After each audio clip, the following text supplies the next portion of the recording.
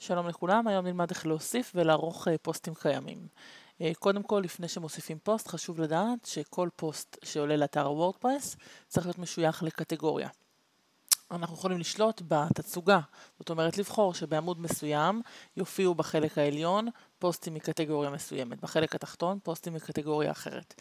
זה טוב למי שיש לו למשל בלוג בתוך האתר בנושא מסוים, ויש לו עמוד אחר שעוסק בסיפורי הצלחה, ועמוד אחר שהוא פוסטים בנושאים אחרים. איך אנחנו עושים את זה? קודם כל אנחנו נכנסים שם משתמש וסיסמה לאתר הוורדפרס שלנו.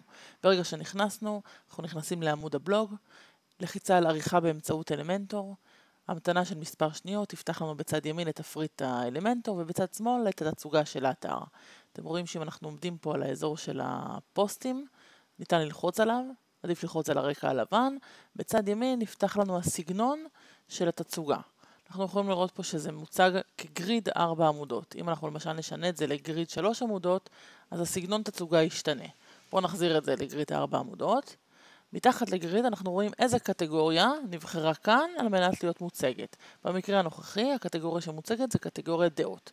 אם אנחנו נוריד את ה-V, יהיו פה פוסטים אחרים, הפוסטים הכלליים. אם אנחנו נוסיף את ה-V ליד אנשים למשל, אז יהיה פוסטים שהוגדרו כקטגוריית אנשים.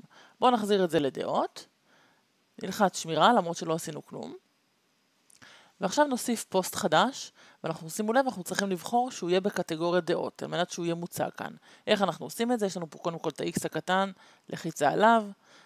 אפשר להגיע אל לוח הבקרה או הצגת עמוד. בואו נתחיל מהצגת עמוד. אם אנחנו לוחצים על הצגת עמוד, אנחנו בעצם חוזרים לאתר שלנו. יש לנו למעלה מבחר של כפתורים, כפתור אחד שכתוב עליו חדש, עם הסימן פלוס, מתחת יש פוסט, מדיה, עמוד, אנחנו מוסיפים פוסטים. לחיצה על הפוסט, פותחת לנו פשוט את האופציה להוסיף פוסט. אפשר לרשום כאן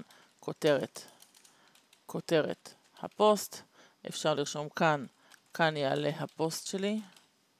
שימו לב שבצד שמאל אפשר להגדיר לאיזה קטגוריה הפוסט הזה שייך. אתם זוכרים שראינו מקודם שזה שייך לפוסט דעות.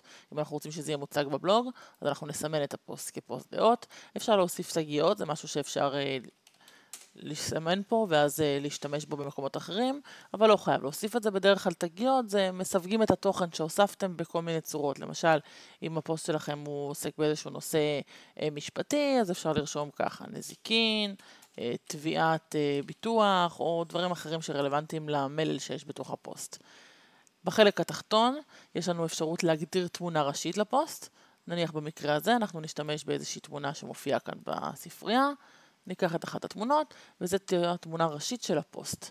חוזרים למעלה, לוחצים פרסום.